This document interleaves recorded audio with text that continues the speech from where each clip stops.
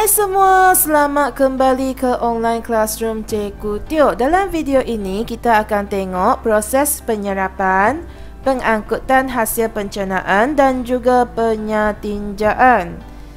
Jika awak perhatikan tuala mandi, dekat permukaan tuala mandi tu ada banyak unjuran benang. Struktur ini hampir sama macam struktur yang ada di permukaan dinding usus kecil tu. Dia ada juga berjuta-juta unjuran, macam unjuran benang yang ada dekat permukaan tuala mandi tu. Tapi unjuran halus ini dinamakan sebagai vilus. Kita tengok secara lebih terperinci untuk vilus ni. Dekat permukaan dinding usus kecil ni dia berlipat-lipat. Dia ada banyak vilus. Kenapa? Ada tujuan dia. Tujuan dia yang pertama adalah untuk menambahkan luas permukaan. Yang kedua, untuk meningkatkan kadar penyerapan hasil pencernaan. Maksudnya penyerapan hasil pencernaan akan berlaku dengan lebih cepat lah. Kalau awak perhatikan, dinding dekat vilus ini sebenarnya sangat nipis. Berapakah ketebalan dia? Dia setebal satu sel sahaja. Kita semua dah tahu sel ini cukup kecil kan. Sel ini adalah unit yang paling asas dalam semua benda hidup. Jadi sel tu sangat kecil, hanya boleh diperhatikan di bawah mikroskop. Itulah ketebalan dinding vilus. Sangat nipis. Kenapa dia nipis macam tu?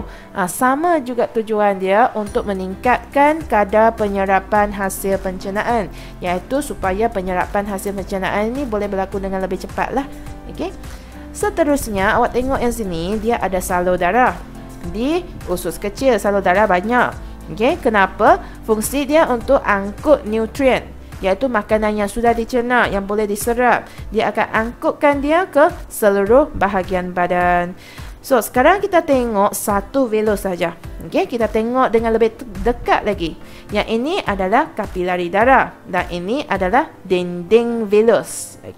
Lepas tu yang atas sini kita ada nutrien bersaiz kecil. Maksudnya ini adalah hasil akhir pencernaan. Nutrien yang makanan yang sudah dicerna, yang sudah menjadi nutrien yang bersaiz kecil.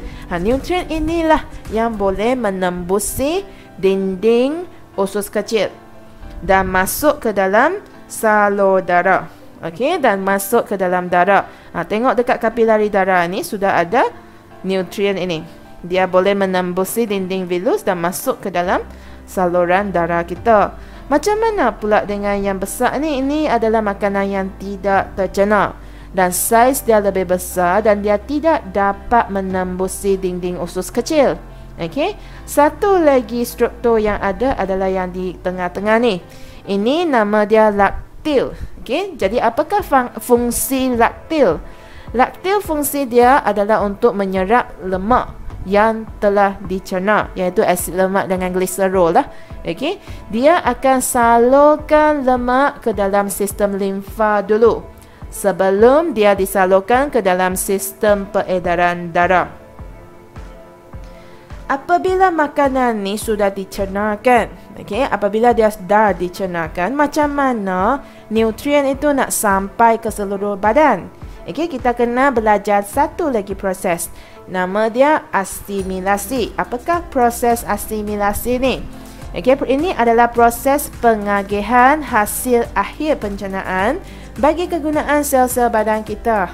Inilah jawapan dia. Apabila makanan dah dicernakan, asimilasi akan agihkan dia ke seluruh badan. Jadi, apakah hasil akhir pencernaan? Ingat lagi tak? Topik sebelum ini kita sudah tengok pencernaan yang berlaku di merata-rata tempat, dari mulut ke esofagus, ke dalam perut, duodenum, usus kecil dan sebagainya. Jadi hasil akhir pencernaan glukosa datang dari mana? Datang dari kanji. Kanji itu adalah dari kelas makanan karbohidrat. Jadi glukosa merupakan hasil akhir pencernaan kanji ni. Fungsi dia adalah untuk menghasilkan tenaga dalam proses respirasi. Seterusnya, asid amino pula datang dari mana? Dia adalah hasil pencernaan daripada protein. Jadi fungsi dia adalah untuk membentuk komponen sel-sel. Dan yang akhir sekali, asid lemak dan gliserol. Dua-dua ni datang dari mana? Datang dari pencernaan lemak. Jadi fungsi dia adalah dia akan gabung balik untuk membentuk lemak.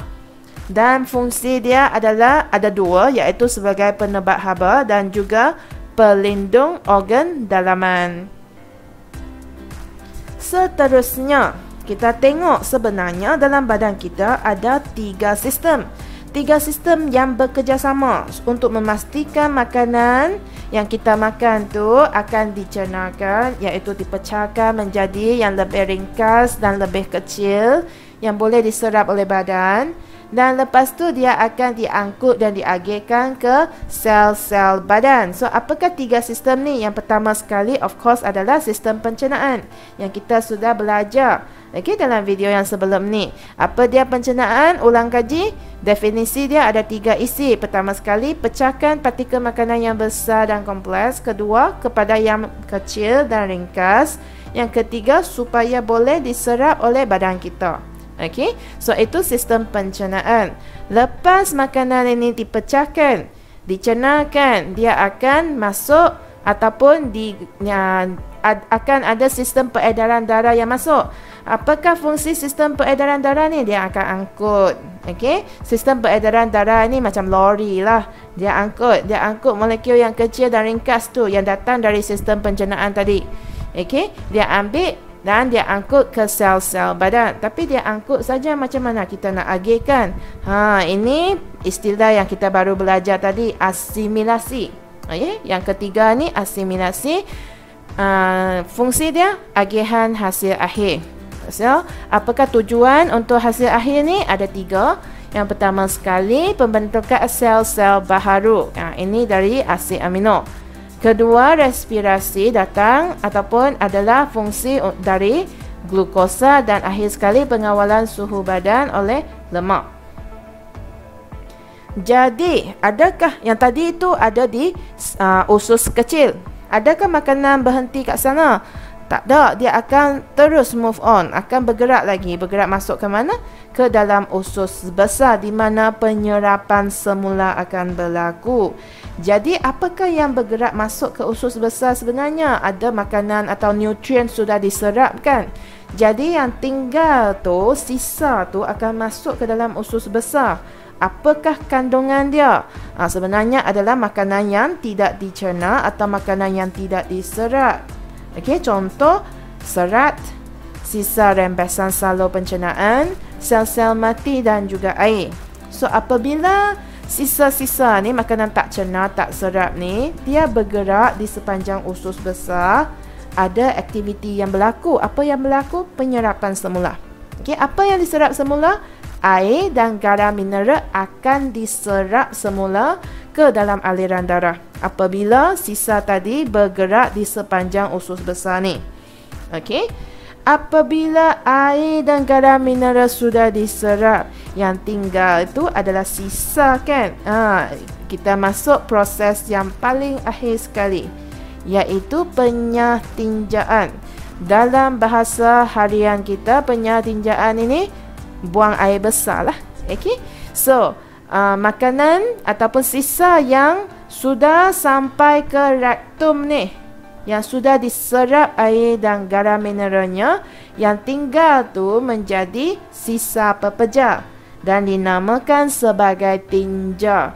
Dan tinja ini akan disimpan sementara di dalam rektum.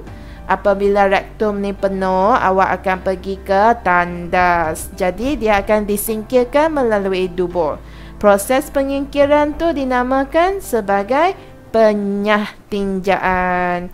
Jadi, akhirnya habis juga bab 3. Okay, so itu sahaja daripada Cikgu Teo dalam video ini. Kita jumpa lagi dalam video yang seterusnya, ya. Bye! Kalau awak telah belajar sesuatu yang baru hari ini, jangan lupa untuk like dan subscribe, ya.